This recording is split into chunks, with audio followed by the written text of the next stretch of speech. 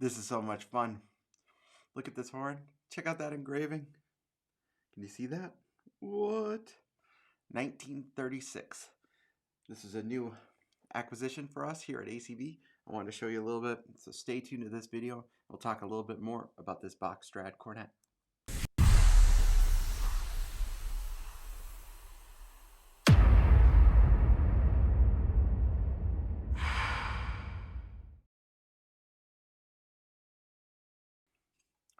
Hey everybody, it's Trent Austin from Austin Custom Brass. I hope you're having an awesome day. Thanks so much for watching all of our videos and supporting the shop. We cannot do it without you. Thank you, thank you, thank you. Be sure to hit the subscribe button. We're close to 10,000 subscribers, and once we hit 10,000, we get to open up a whole bunch of awesome things for you. This horn is a trade into the shop, and it is just gorgeous. 1936, 37. We'll talk a little bit about that in just a bit.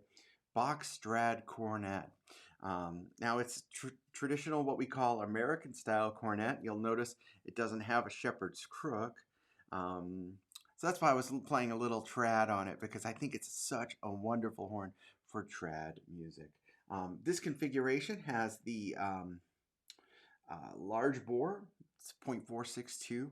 It has the 112 lead pipe, and on the bell it gives you a little bit more information. I'm going to zoom in so you can see that. But look at that. Look how amazingly gorgeous that engraving is. And folks, that engraving inside the engraving is actual gold. So there you go. You can see Stradivarius model 26-62. Vincent Bach Corporation. There's a 50 under there. New York, USA. And then here's the stamp of the serial number. The valves, hold on, I'm going to zoom out here. The valves actually look pretty good. I'm not sure they've been redone or not, but you can see that the valves themselves look pretty good. The third valve has very little compression, so we're probably going to send it out and get this horn restored, because I would love to see it with that full gold popping. And someone did a bad repair job to that crook years and years ago. Bach in its day, for these horns, kept what they call a shop card. The shop card is basically the specs of this horn, and as luck would have it, I have a friend in the Bach Corporation who hooked me up pretty quickly with this card. So check this out. So there you go. That's the original card from the factory. So serial number 3542, cornet. So you can see the valve bore for 462, the lead pipe 112, the gauge is 45, so it's a medium light gauge. You can see it's scribbled out a couple places there. So 7662 and 2662. So this could have been a horn where they had it purchased with a different bell, and then they put a different bell on. So you can see a couple dates there. October 26, 36, that was the day it was completed. And then you can see it's February 23rd, 37. So my assumption is that it went out on trial and then it came back. And shortly thereafter, in March of 37, it sold. So that's the shop card. How cool is that? And the horn itself, like I said, is just such a work of art. Gold inside the bell. And folks, check that out. I'm going to try to get it close so you can see. Look at that engraving. You don't see many horns with engraving inside the bell. I think that's just as cool can be. The horn itself, even with the poor compression on the third valve, and it's very poor, plays pretty well. Kyle's, it was black when we got it, so we didn't really get to see all this gold leaf. Kyle's put a bunch of work into the horn already, but like I said, we're going to send it out to one of our overhaulers. The clip I was playing at the beginning was on our 3C. I'm going to play a little bit more on it. Here's some Charlie A. Let me just turn down the mic a little bit.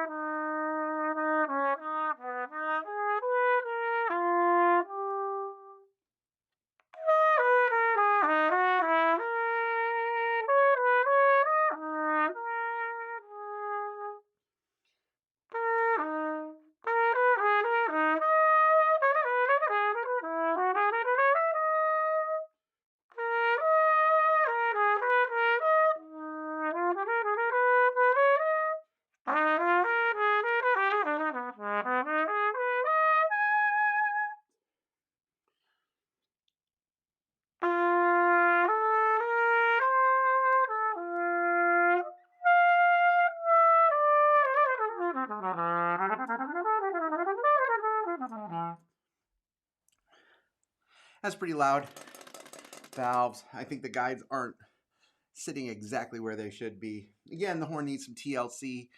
That's why we decided to take a flyer on it. Even so, and it's funny, I always say this to the people when I test horns that have poor valve compression, I can actually feel it in my corners, and I can definitely feel it here.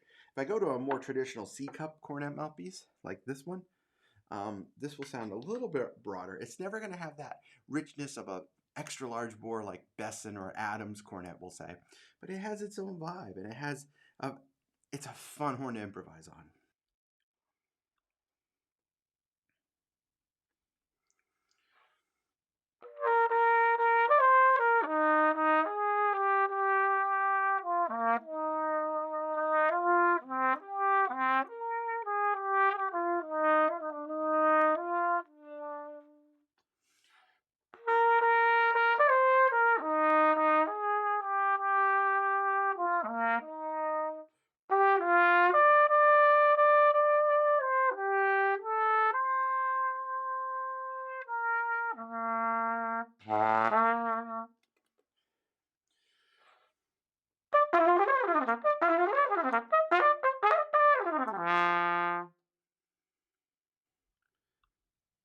Also, when a horn has poor valve compression, the low register is quite challenging. So that low G is sort of there, but it's there.